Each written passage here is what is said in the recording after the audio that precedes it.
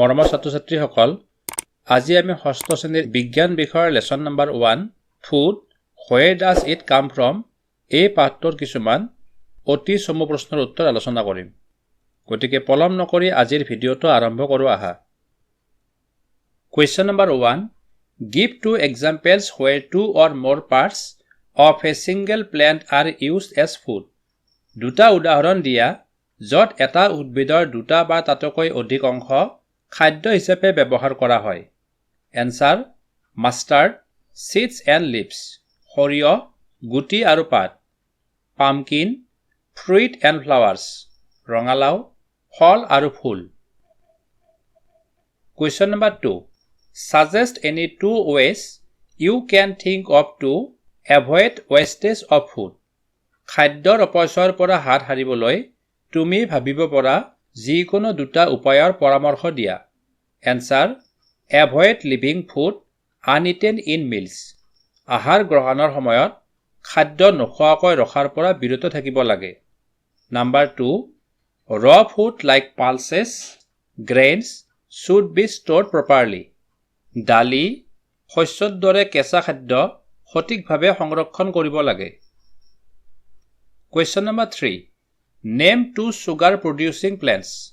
চেনি উৎপাদনকাৰী দুবিধ উদ্ভিদৰ নাম লিখা। Answer sugar cane অৰ্থাৎ কুঁহিয়াৰ, sugar beet অৰ্থাৎ মিঠা আলু। Question number 4 Name a non-green plant that we eat. আমি খোৱা এবিধ অসেউজীয়া উদ্ভিদৰ নাম লিখা। Answer mushroom অৰ্থাৎ কাঠফুলা। Question number 5 What do you call the habit of an individual to eat a particular type of food items commonly? এজন ব্যক্তিয়ে সাধাৰণতে এটা বিশেষ ধৰণৰ খাদ্য সামগ্ৰী খোৱাৰ অভ্যাসক তুমি কি বুলি কোৱা?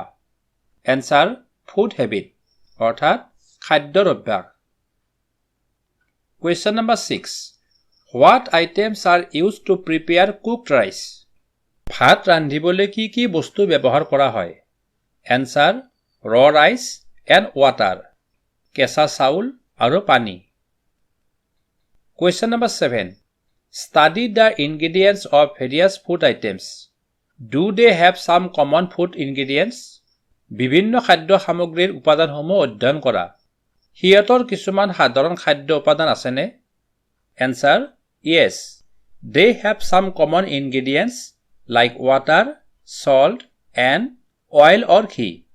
হয়, ইহঁতৰ কিছুমান সাধাৰণ উপাদান আছে, যেনে পানী, নিমখ আৰু তেল বা ঘিউ।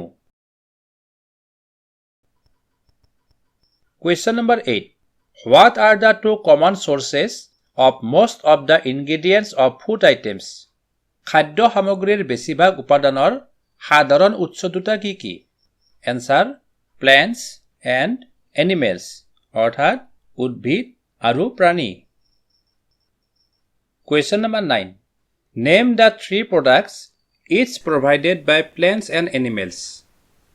উদ্ভিদ আৰু প্ৰাণীয়ে প্ৰত্যেকে প্ৰদান কৰা তিনিটা সামগ্ৰীৰ নাম লিখা। Answer plant products, grains, cereals and vegetables. উদ্ভিদৰ সামগ্ৰীসমূহ শস্য, মাহজাতীয় শস্য আৰু শাক-পাচলি। Animal products, milk, egg and meat. প্ৰাণীজাতীয় সামগ্ৰীসমূহ হ'ল গাখীৰ, কণী আৰু মাংস।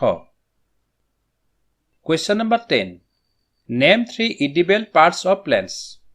উদ্ভিদৰ তিনিটা খাব পৰা অংশৰ নাম লিখা। Answer Number 1 roots, শিপা, Number 2 fruits, ফল-মূল, Number 3 leaves অৰ্থাৎ পাত। Question number 11 Which part of the plants do we eat generally?